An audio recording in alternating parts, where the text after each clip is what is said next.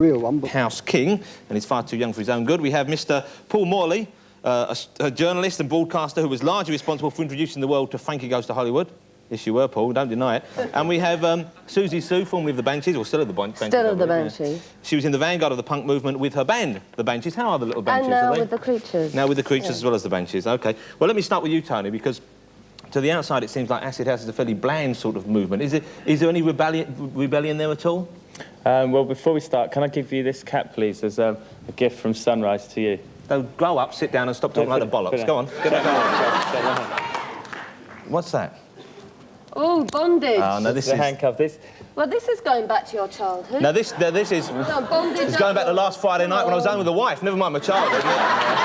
Tony, what is this all about, Tony? All right, well, basically, this is a protest on behalf of the Freedom to Party campaign for the fact that it's almost impossible for people to dance legally past 3:30 in the morning. Well, let's be honest, who gives a toss, ladies and gentlemen? So, now we're stuck together, we're going to have to do the show. So, Susie, if you'd move over to there. Could you move over to there for us? Yeah.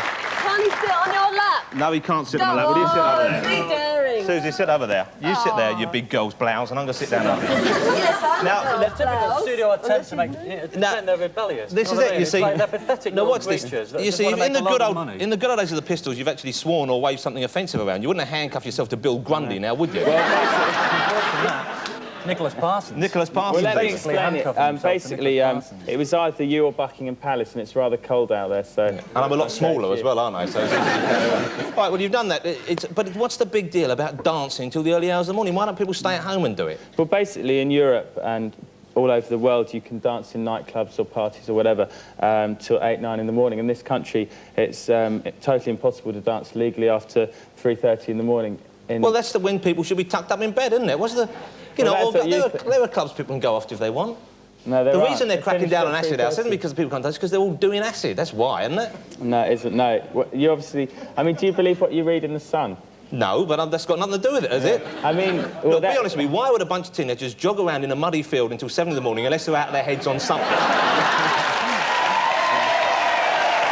You know, there's no big deal.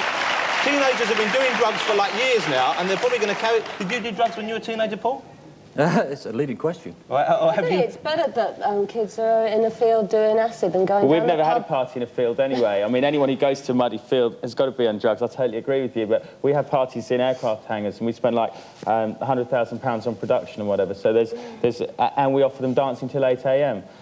Or 10 in the morning. Why are you going on about... I mean, I don't agree with the hypocrisy of drugs, acceptable drugs and the non-acceptable drugs, because alcohol is a drug and it's socially acceptable to go down the booze, beat shit out of the guy that disagrees with you in an argument, and yet some kids want to go on a film and dance. I mean, big deal. I mean, big deal, yeah, but it's hardly...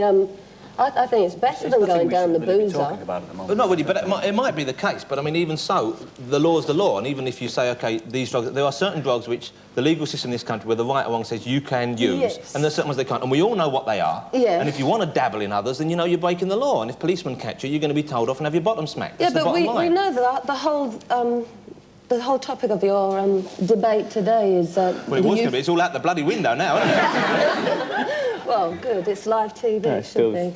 It was going to be how to use the 80s, wasn't it? It might have been as far as you're concerned. It's not what I had written down. What did you have written down? I had written down about what's happened to the good old spirit of punk rock. That's what's happened. I mean, look, we're all sitting around here.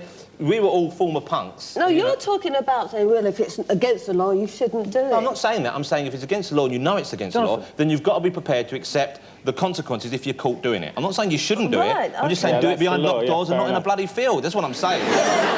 Where the fields come I mean, you think about it. If you're doing acid...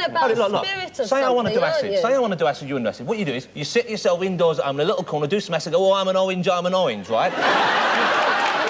But what you don't do is, you don't go out in the middle of a bloody field, you get the biggest speakers in the world, you blare music out, and then you do some acid and go, I'm an orange. Any policeman passing by is going to arrest you.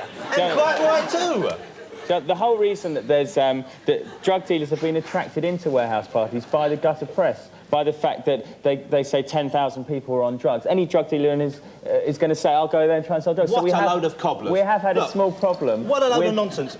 People were selling drugs in clubs. Wherever young people congregate, wherever teenagers get together, they're going to be people selling drugs. Yeah, but this has been made into something that's like everyone on drugs, 10,000 people on drugs, and that has then attracted drugs. Originally, there was no more drugs in a warehouse party than there was in your average. But there were drugs there. Oh, I mean, there's always drugs wherever there's a group because that's of people. the way it's gone.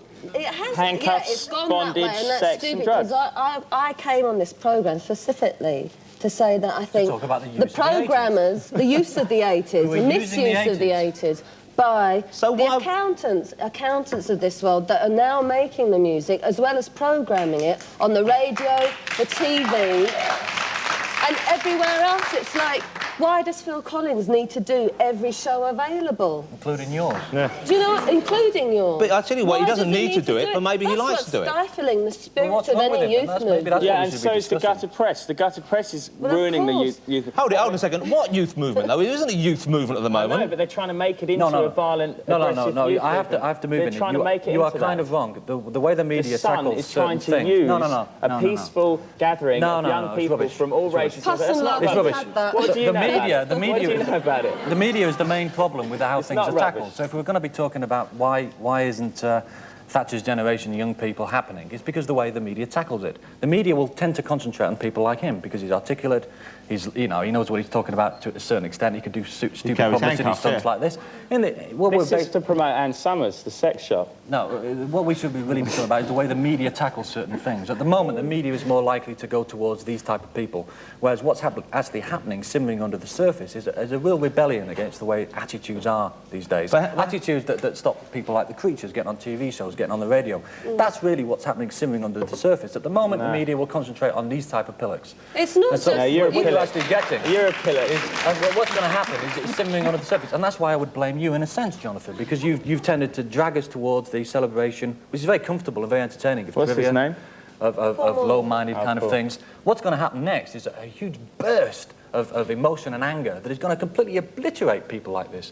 Good, I don't want to be in the press. I didn't choose to be called the Acid House Gang. I didn't choose to be called that. And of course not. Yeah, but you're I didn't want to. But let me just answer that in the press. Will you shut up for a minute? I didn't want that. Come on, girls. But let me just say, you say that we've dragged it towards trivialisation, but people like to see entertainment on TV. Of course they do, it's easy. And much as I like the Creatures, they're not what you'd call a comfortably entertaining band. And you're wonderfully wrong, so Jonathan. No, I'm not wrong. I am not wrong because there's not a real place for bands like the Creatures or Siouxsie Menzies on mainstream TV. And as soon as there were, they would then be they would subvert the medium so much that it wouldn't exist in the same form anyway, and your whole point would be lost, presumably. I mean, you operate in the fringe areas, and that's what you're all about. No, we're about infiltrating from the fringe But you can't areas. infiltrate until you change, and you're not prepared to change. Well, yes. In a sense, what you do through the television medium, the Creatures musically complements, so you're absolutely wrong. But how you present a television programme in a particular kind of way, let's go back the music you should be having should be the Creatures, not Phil Collins. No. The original question involves you, and we don't want to involve you No, anymore. but that's not fair because